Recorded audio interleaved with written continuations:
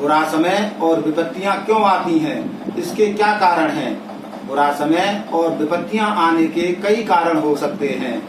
ग्रह नक्षत्रों का खराब होना, शनि का प्रकोप होना, इसके अतिरिक्त गलत कर्मों के कारण भी हमारे या आपके या किसी के ऊपर भी बुरा समय या विपत्तियां आ सकती हैं।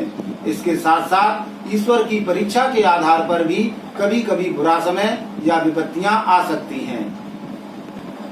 जब किसी के ऊपर बुरा समय या विपत्तियां आती हैं तो उस व्यक्ति के घर परिवार के सभी सदस्य या मित्रगण या इसके अतिरिक्त सगे संबंधी कोई भी हो, कोई भी साथ देने को तैयार नहीं होता है, कोई भी सहयोग करने के लिए तैयार नहीं होता है।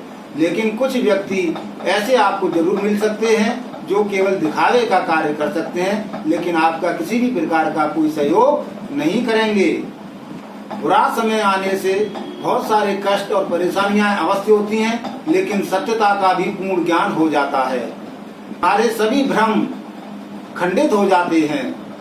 हमारे बुरे समय पर और विपत्तियों में कोई सहयोग हमारा करे या न करे, लेकिन भगवान अर्थात ईश्वर सदैव हमारे साथ रहता है। हमें बुरे समय पर विपत्तियों में भी अपने धैर्य को नहीं खोना चाहिए, अपने सम्मान और स्वाभिमान को नहीं खोना चाहिए, अपने धर्म और सत्यता के मार्ग से भी विचलित नहीं होना चाहिए। हमें सच्चे मन से ईश्वर का स्मरण करते रहना चाहिए और धर्म और सत्यता के मार्ग पर चलकर जो हमारे कर्म हैं उन कर्मों को करते रहना चाहिए। ईश्वर शीघ्र ही हमारे बुरे समय को समाप्त करेगा और पुनः अच्छा समय हमारे जीवन में प्रदान करेगा।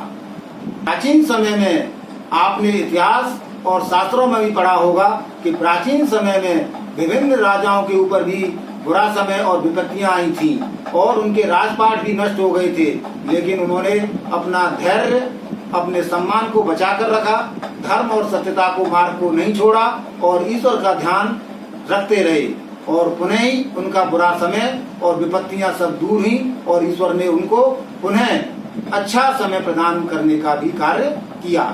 जय श्री राम।